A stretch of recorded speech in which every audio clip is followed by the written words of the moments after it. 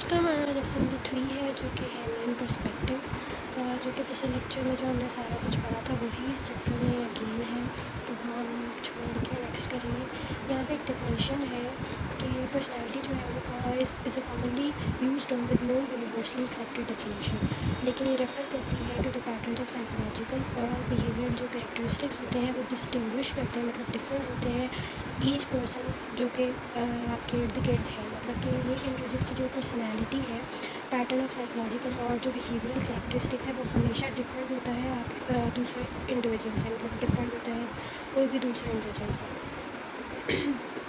ये हम पढ़ चुके हैं साइकोमेट्रिक्स में सारा पिछले लेक्चर में इंटरव्यू, स्ट्रक्चर्ड इंटरव्यूज़, और अब हम करेंगे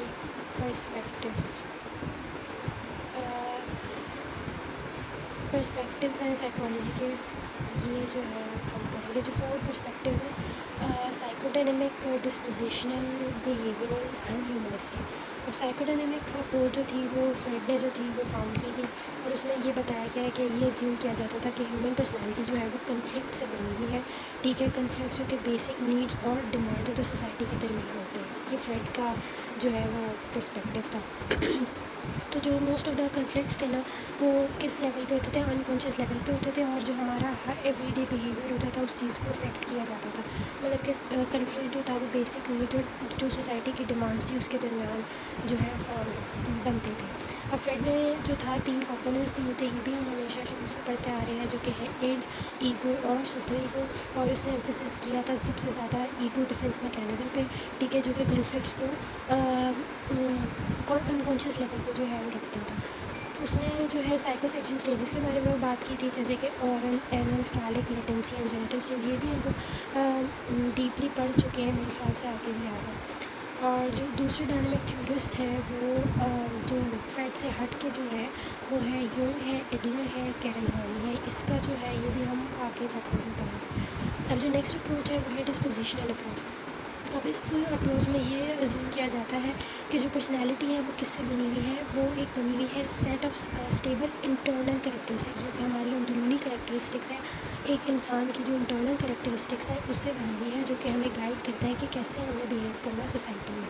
ठीक है, अब ये कैरेक्टरिस्टिक्स जो है वो डिस्क्राइब करती हैं डिफरेंट टाइप्स ऑफ पर्सनैलिटीज़, जैसे कि हर इंडिविजुअल जो है, हर पर्सन जो है वो यूनिक, उसकी जो है ट्रेड्स जो होती हैं वो यूनिक होती हैं, उसकी नीड्स यूनिक होती हैं। अब ज़ाहिर है जो मेरी नीड है या फिर जो मेरी पर्सनैलिटी वो किसी और की नहीं हो सकती, ज़रूरी नहीं है, क्योंकि हर इंडिविजुअल जो है एक दूसरे के साथ मुख्तलिफ होता है। उसकी कैरेक्टरिस्टिक ट्रेड्स, नीड्स उसकी डिफरेंट होती हैं। और ये जो इनहेरिटेड टेंडेंसीज़ होती है ना, मतलब कि जो इनहेरिटेड हमारी ट्रेड्स होती हैं वो क्या कहलाती हैं, रॉ मटीरियल कहलाती हैं, जो कि एक इंसान को मोल्ड कर देती है एक यूनिक पर्सनैलिटी में। ठीक है, एक इन्वायरमेंट में जो इनहेरिटेड टेंडेंसीज होती है उसकी वजह से एक जो पर्सन है वो एक यूनिक पर्सनैलिटी उसकी बन जाती है बाय द इन्वायरमेंट की वजह से। उसके बाद है बिहेवियरल अप्रोच। अब इसमें ये बताया जाता है कि जो पर्सनैलिटी है ना उसका भी एक unique pattern of learned behaviour. ठीक है, अब लोग जो है अपने इन्वायरमेंट से जो है जो भी दूसरे इंसान जैसे कोई किसी चीज़ को लेकर रिएक्ट कर रहा है तो वो अगला बंदा देखता है और उससे सीखता है। तो इसमें बात की गई है लर्नड बिहेवियर की, जो कि फिर जो पर्सन है, एक इंडिविजुअल है, वो वेरियस मतलब डिफरेंट सिचुएशंस में फिर रिएक्ट करता है। और ये जो परसेप्शन थी ये किसने दी थी, ये वॉटसन ने दी थी बिहेवियरल अप्रोच की, और किसने दी थी, स्किनर ने। अब यहाँ पे जो कुछ सर्टेन बिहेवियरिस्ट हैं उन्होंने बात की थी role of learn patterns of thinking के बारे में और कॉग्निटिव बिहेवियरल पैटर्न अप्रोच के बारे में, और फिर एम्फसाइज़ किया गया था कि किस तरह एक इंडिविजुअल ये चीज़ें मतलब एक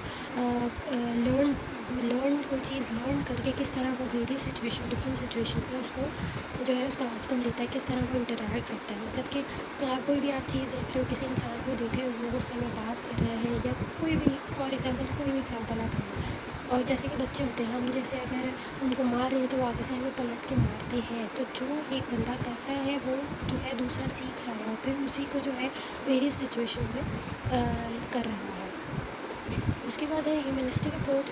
इसमें ये बताया गया है कि पर्सनैलिटी जो है वो डिटर्मिन्ड है by the unique ways in which each individual views the world, कि एक यूनिक वे होता है हर पर्सन का कि किस तरह वो रियलिटी को, किस तरह वो दुनिया को देखता है। मैं जिस तरह से दुनिया को देख रही हूँ ज़रूरी नहीं है कि दूसरे का पर्सपेक्टिव भी बिल्कुल वैसा हो।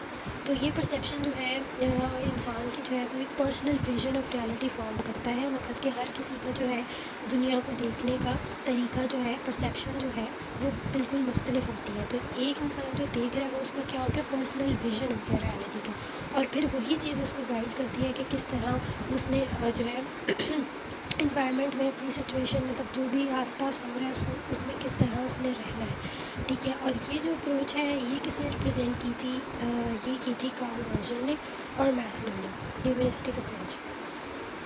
यहाँ पे हमारा लेक्चर ख़त्म हुआ। होप सो अगर आपको पसंद आया है तो प्लीज़ लाइक और शेयर और सब्सक्राइब ज़रूर कीजिएगा।